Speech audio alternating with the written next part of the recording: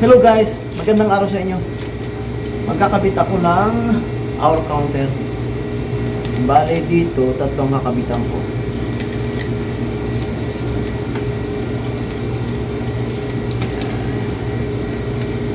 Ito, para sa pump na ito. 1, 2, 3. Lagyan natin dito, tapos ito, buksan natin.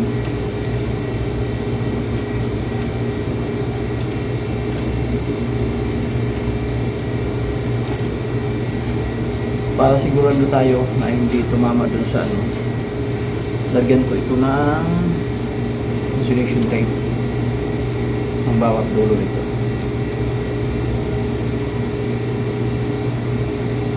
May hour counter na kasi dun sa ano, sa ABB. Ngayon, mali-mali ang reading. Kaya lagyan natin ang hour counter dito sa local para may basihan pa tayo.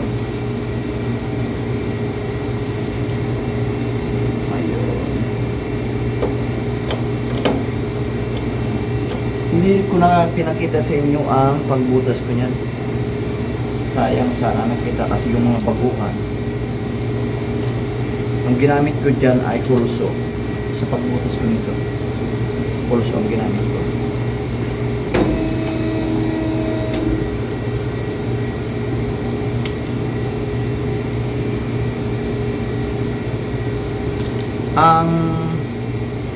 Kung saan ako magtatap nito, itatap ko ito dito lang sa kanyang indicator, yung on.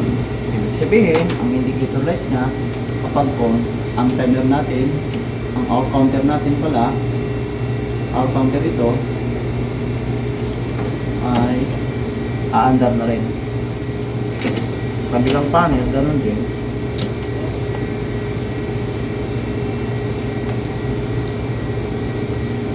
Ang voltahe nito ay 220 volts. Ang iba nito ay 24 volts. Sa ibang control naman yun.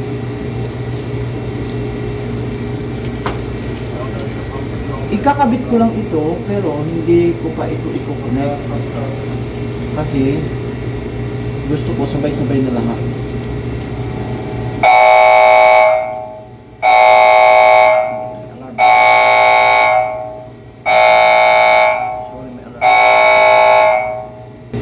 Ayun, wala na ulan.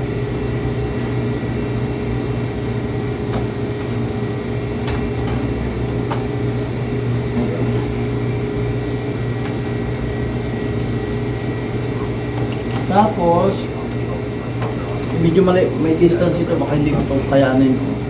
Kaya ang ginawa ko na lang, ganyan na lang. Kita nyo po, okay lang, kita naman. Ganito. Yan. Alright. Tapos, ano nga ba?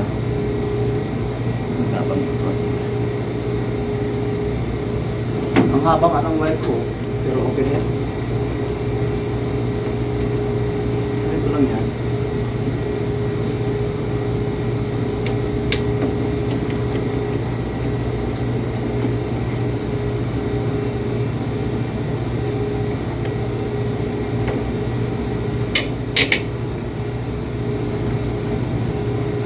Kapag mahigpit na, kaya i-clip lang naman yan, doon ko na ayusin sa labas. Doon ko na ayusin sa harap. Ito, kapag sinalpak ito, may clip naman yan. May mga group dyan. Tapos, mag-clip na yan. Yun na yung pinaka-stable niya, ulak niya.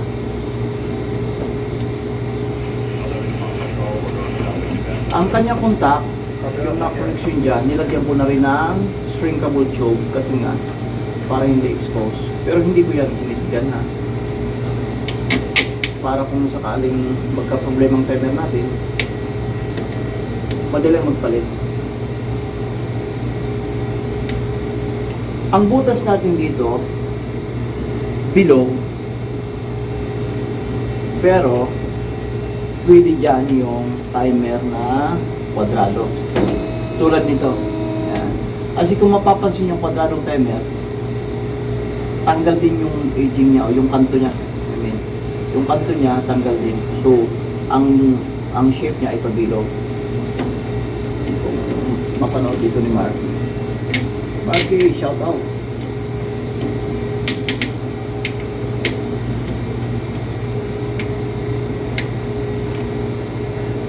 Okay. Mahigpit na. Tapos, medyo mahabang wire ko. Kasi nga isang sukat ko na. Ayun. Ganito. Ayusin natin yan. Ayan.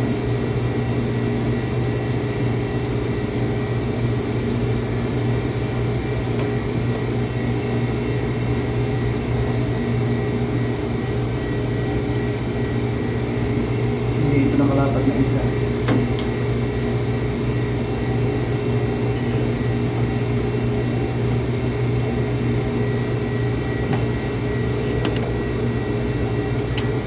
Ayos na. Lumusot lang yung lock. Okay. Ayos. Tapos, may ano tayo dito. May label tayo. Gear lock or back. Clutch and then clutch. Gear lock. Kung anong nasa ibabaw nito, anong first, ito yung sa ibabaw din natin ito. Tapos ito. Dito. Gearlock pump. Yan, ilagay natin dito. Para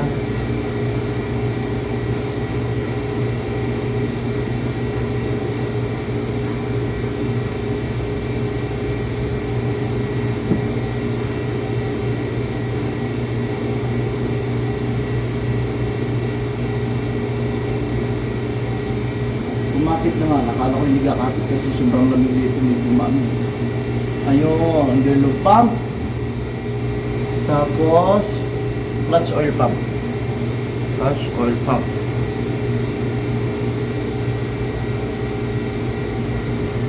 Sa paglagay ko nito, kung mapapansin nyo, ba't hindi ko ito dinlagay dito? Kasi ang kinonsidered ko nito, yung sa likod may tatamaan.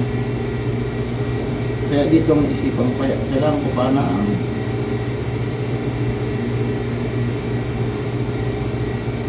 ayun. Ganda. Tapos ito, CPP servo pump. CPP controllable pitch. Propeller. Okay. Tapos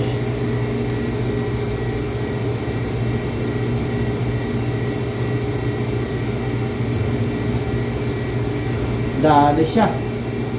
Ayos na, oh. Dali na yan. Tapos ito naman, ang kailangan naman dito ay ang lapit lang pala nito. Nagdala ko na.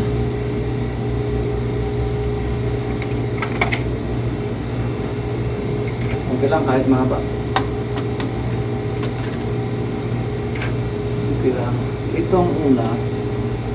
Ito pala. Ito ang una. Dito sa ibaba, dito sa taas. Okay, so ilagay natin dito na lang para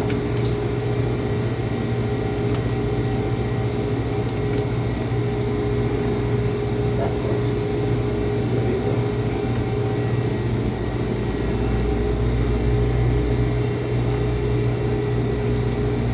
Isa lang paglagyan natin. Tapos i-trace natin dito. Wala naman problema ito i-trace. Tapos dito pa ilalagay. Ibig pwede na yan. Lagyan na lang ng ferrol.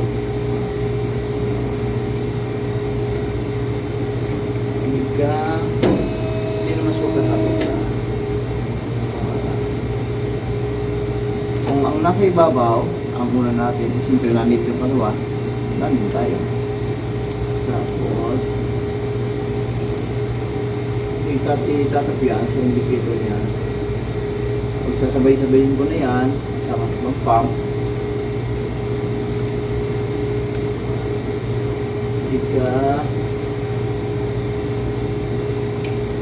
Tapos ito, the last one.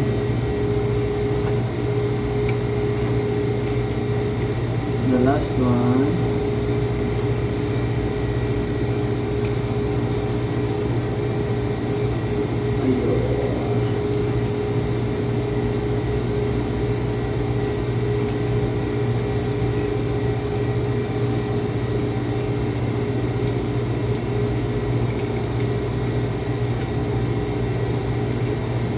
malaki pa naman yung space kahit walang cable tie na sa loob.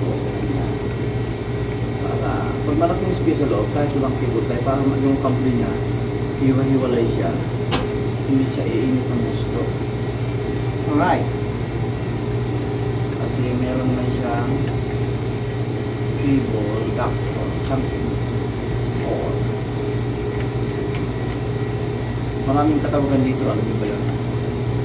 Cable duct, cable trunking, or tinatawag nila ito kung narinig nyo na ang tinatawag na conduit. Narinig nyo ba yun, conduit? Kasi ito yung pangalan niya sa manufacturer niya. Ayun,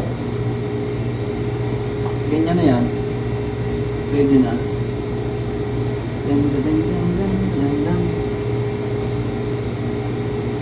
Dali na yan. Tapos, tingnan nyo ha. Ayan, ready to connect na yan. Tapos, ito naman ay yan.